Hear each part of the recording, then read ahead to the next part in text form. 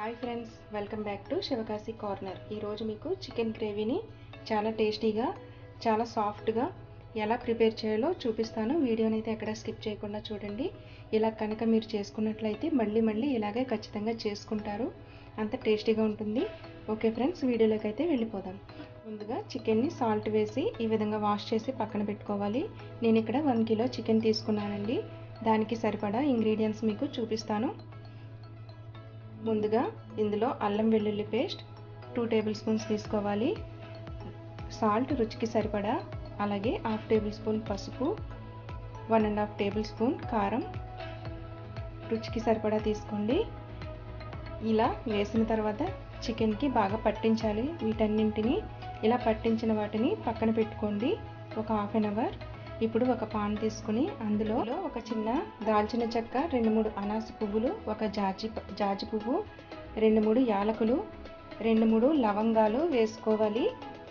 అలాగే ఇందులో 1 table spoon ధనియాలు, 1 టేబుల్ స్పూన్ జీలకర్ర, 1/2 టేబుల్ స్పూన్ షాజీరా,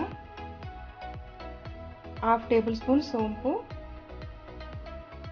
ఒక 10 బాదాంలు, 1 టేబుల్ స్పూన్ నువ్వులు, అలాగే ఒక 10 జీడిపప్పు, మిరియాలు 1/2 టేబుల్ స్పూన్, గసగసాలు 1 టేబుల్ స్పూన్ వేసి వీటిని సిమ్లో పెట్టి దోరగా వేయించుకోవాలండి.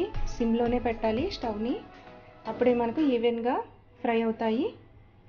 ఇందులో ఆయిల్ వేయకూడదండి, ఇలాగే వేయించాలి. ఇలా వేయించిన తర్వాత స్టవ్ ఆఫ్ చేసి చల్లారనిచ్చి ఒక మిక్సీ జార్లో వీటిని ఫైన్ పౌడర్గా గ్రైండ్ చేసి పెట్టుకోవాలి. ఇప్పుడు మనం స్టవ్ వెలిగించి కడాయి పెట్టి అందులో ఆయిల్ వేసి, అలాగే 2 to 3 టేబుల్ స్పూన్స్ నెయ్యి కూడా వేసి ఇందులో 3 మీడియం సైజ్ ఆనియన్స్ని చిన్న ముక్కలుగా కట్ చేసి వేసుకోవాలండి. అలాగే ఇందులో ఒక గుప్పెడు కరివేపాకు కూడా వేసి వీటిని బాగా వేయించాలి. ఈ ఉల్లిపాయ ముక్కలు మనకి గోల్డెన్ బ్రౌన్ కలర్ వచ్చే వరకు వేయించుకోవాలండి. అప్పుడే మనకి గ్రేవీ చాలా టేస్టీగా ఉంటుంది. చూసారు కదా, ఈ విధంగా ఈ ఉల్లిపాయ ముక్కలు వేగిన తర్వాత ఇందులో మనం పక్కన పెట్టుకున్న చికెన్ని ఇందులో వేసుకోవాలి. ఇలా వేసుకున్న తర్వాత ఒకసారి బాగా కలపాలి. ఇలా కలిపిన తర్వాత ఇందులో కొద్దిగా వాటర్ వేసుకోవాలండి, ఎక్కువ వేసుకోకూడదు, చాలా కొద్దిగా వేసుకోవాలి. ఇలా వేసుకుని దీన్ని ఒకసారి బాగా కలిపి మూత పెట్టి కుక్ చేసుకోవాలి. చూసారు కదా, ఈ విధంగా మనకి కుక్ అయిన తర్వాత చికెన్లోని వాటర్ అంతా దిగిపోయి చికెన్ చాలా సాఫ్ట్గా కుక్ అవుతుందండి. ఇలా సాఫ్ట్గా కుక్ అయిన తర్వాత మాత్రమే ఇందులో మనం తయారు చేసి పెట్టుకున్న మసాలా పౌడర్ని వేసుకోవాలి. ఇలా మసాలా పౌడర్ వేసుకున్న తర్వాత ఒకసారి బాగా కలిపి మళ్ళీ ఇంకొకసారి మూత పెట్టి దీన్ని 5 to 10 మినిట్స్ కుక్ చేసుకోవాలండి. మసాలా అంతా చికెన్కి బాగా పడుతుంది. సో ఇలా ప్రాసెస్ చేయడం వల్ల చాలా టేస్టీగా అవుతుందండి చికెన్. చూసారు కదా, వాటర్ అంతా ఇంకిపోయి కొంచెం ఆయిల్ పైకి తేలింది. ఈ టైంలో మనం వాటర్ని మళ్ళీ యాడ్ చేసుకోవాలి.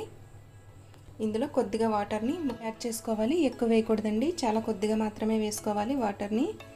ఇలా వేసుకున్న తర్వాత బాగా కలిపి ఇందులో కొద్దిగా కొత్తిమీర వేసి మూత పెట్టి ఆయిల్ పైకి తేలే వరకు కుక్ చేసుకోవాలి.